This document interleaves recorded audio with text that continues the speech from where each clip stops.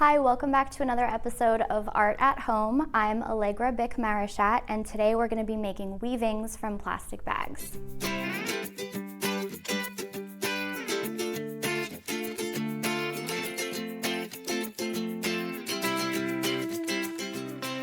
All right, let's go ahead and get started.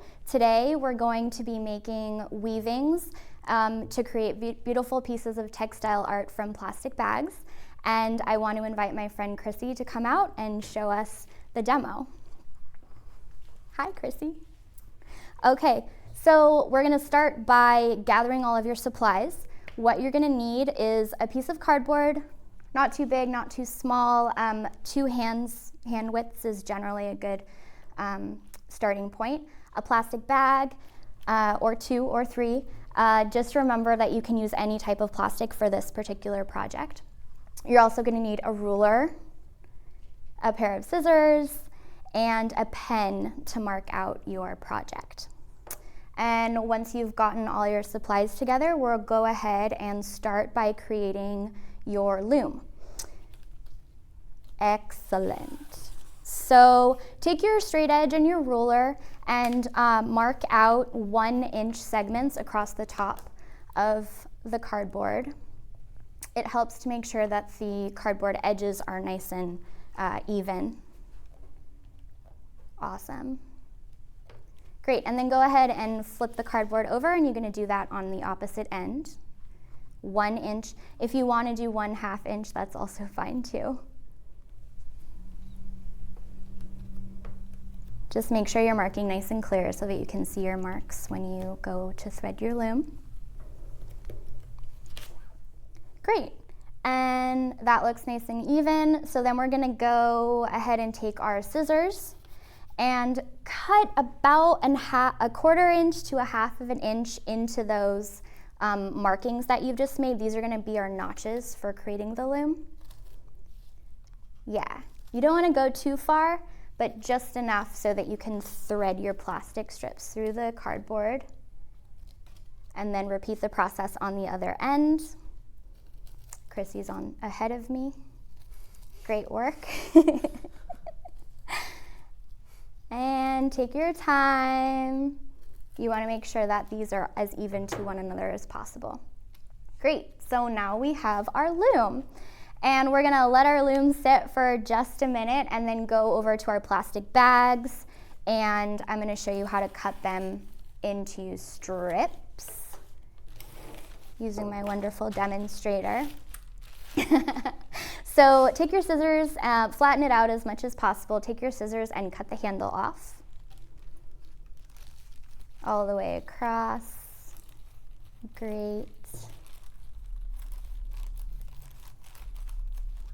And flip the bag over and just cut the bottom off as close to the bottom as possible. You want to use as much plastic as we can for this because we're using it for recycling purposes. Great, and then if you want to, you can fold it hot dog style lengthwise, just so you have a little bit less cutting to do. It can help expedite the process. And then again, or no? Actually, you're gonna want to, yeah, the other way, sorry. Just sandwich it that way. Yeah, perfect, because we want to have loops at the end of this. Great work, good question. And just cut in inch wide strips all the way across. And this may take a little time. And keep in mind that the more uniform you make these strips, the more uniform your weaving will end up being because everything will be the same size. So you can take your time. If you have extra time and you really want to be precise with this, you can measure them out as well. Like you can mark out your plastic bag and make sure that they really are all the same size. But for these purposes, we can eyeball it and it'll be just fine. Great. So once you have these initial strips created, you can take one at a time and snip the ends off of them. Great, just snip them in half so that you have a really nice long piece of plastic to work with. Great. Should I keep doing it? I feel like, yeah, because they can kind of, or you could stop and then, yeah, 2 at a time. Double up, 2 at a time is good too. Great work. And then you can also use your judgment, right, to eyeball how long the strips are going to need to be based on how large your loom is. So if Chrissy holds up the loom for us, we'll see approximately how long these strips are going to need to be, right? So exactly. So you can also snip your strands to be about twice as long as your loom's going to be, because we want to leave room on either end for our tying off process. Perfect. Yeah.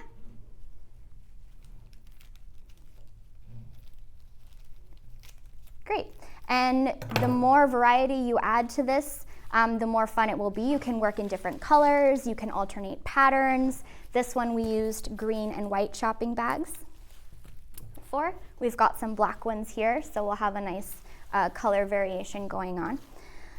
All right, so let's go ahead and get started with the weaving process. You can set aside all of your other supplies. All right, ready? Okay. So take one of your strips of plastic, and what you're gonna do is very delicately start on one end of your loom and thread through the top notch and the bottom notch. And this is the most delicate part, so go slowly and be gentle. You kind of have to finesse the plastic through the notches. It helps to sort of wiggle it with your fingers a little bit. Chrissy did a great job. Fabulous. Okay, so you're gonna repeat this process. With all one color? You could do color variation too, if you wanted to. It doesn't matter. Yep, if you want a pattern. Can I do black? Yeah, do it. That's fun. Yeah, this will be fun. I can't wait to see how this turns out. Yeah, and again, the plastic can get stretched a little bit too thin sometimes, and even break threading through these cardboard notches, so just take your time and go slowly and gently. And Chrissy's gonna thread this loom all the way through. You just repeat that same process. Alternate colors if you feel like you wanna add some variety. Okay, so awesome work. Okay, so let's go ahead and get started with our weaving. Take a strip, any color, and this is the easy part. You're just gonna thread your plastic strip starting in, I like to start in the upper left-hand corner, but you can start in any top corner. Thread your strip of plastic through in an over-under pattern across all of the loom strings. So Chrissy's gonna do that for us nice and slow.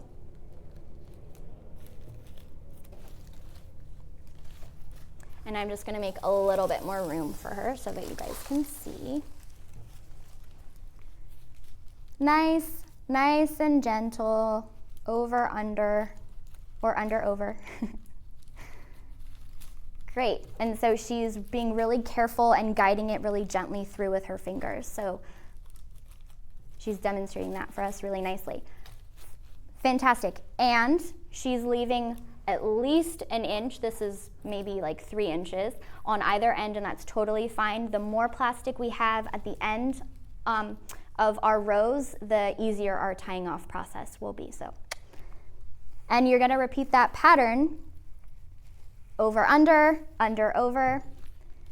So she started with an under, so her first move going into this next row is gonna be over. So alternating. That's what makes this weaving nice and tight and durable.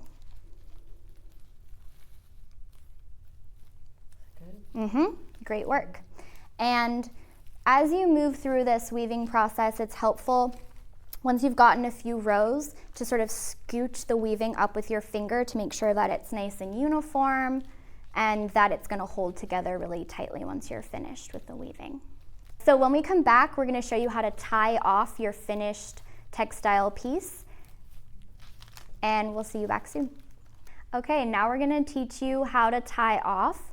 So you're going to begin the tying off process once you have finished weaving in as many rows as you can possibly fit.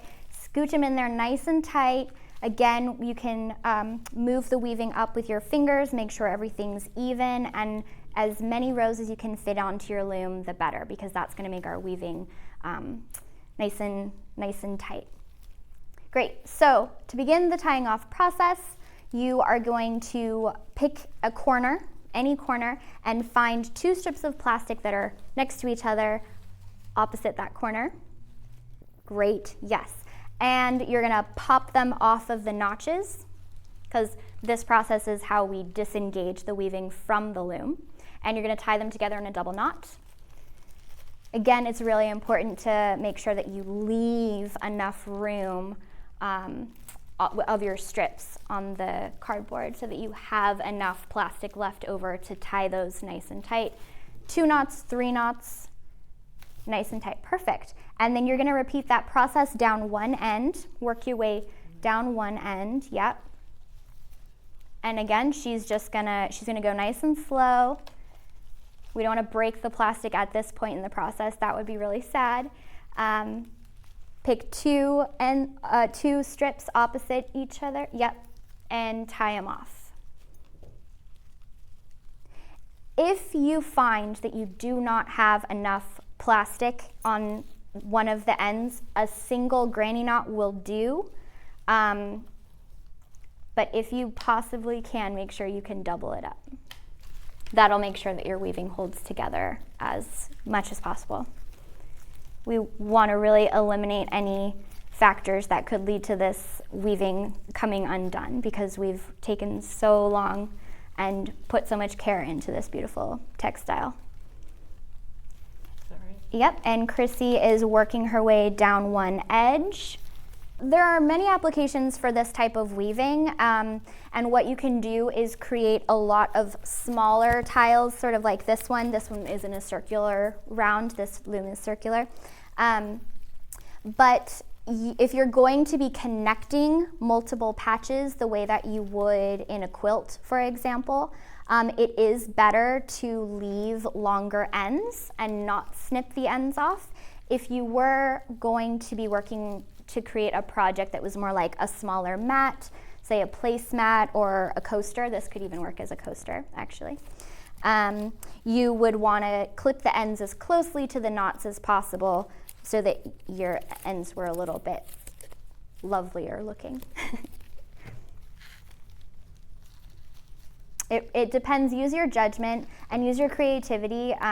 Your imagination comes into play a lot when you're finishing up your weaving. Sometimes it's fun to leave the dangling edges because you could hang it up on a wall and have it be like a beautiful piece of textile art, and having the ends sort of flowing free form is also another fun thing to do.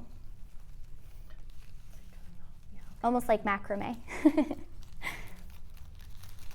Yep, and just continue working down that edge, tighten things up as much as possible.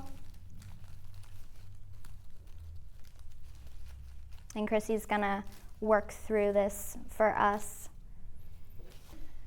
It came, like the whole thing's off the loom now, is that Great, bad? so But it's not, I'm once, not done with this side. that's totally It is? fine. Oh. If your weaving pops off the loom prematurely, that's totally fine. Just make sure that you don't wave it around, keep it as intact as possible, and just continue to work tying them off on the table.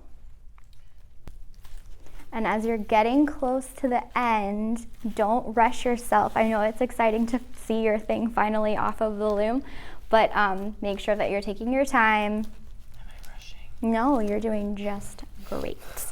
I was just thinking as like a That's true. just as a reminder, sometimes we get very excited when we're getting to the end of an art project.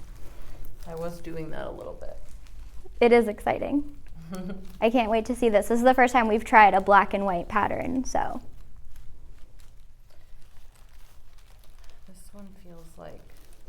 If there are certain If there are certain ends that feel like they're not meeting up with one another, and some are looser than others, you can always use like these extra ends, as Chrissy is doing, to kind of like tie them into one another to make sure that your edges are nice and tight. And you are the best judge of your own project, and once you've been working on this weaving yourself, you'll be able to, feel how tightly things are woven, if there are some patches where things are looser, or areas where things are really tight. You will know how to make adjustments. Okay. Fantastic. So once you've completely tied off, you'll see your piece of weaving is completely separate from your cardboard loom. And as we were talking about before, you can choose to leave your ends hanging. It really depends on what you're going to use this beautiful weaving for, depending on how big it is or how small it is, what your final, the function of your final weaving is going to be. I think for today, we're going to leave these ends hanging, but you can always snip them off and have a tighter weaving like this one. And again, the applications for this weaving are virtually endless. You can make a ton of different things, but what we really hope that you took away from the videos that we've been sharing with you is to really think of ways to reuse single-use plastics, at the same time being aware of your plastic use in your home, at school, at work, and keeping plastics out of our oceans and landfills. Thanks for joining us.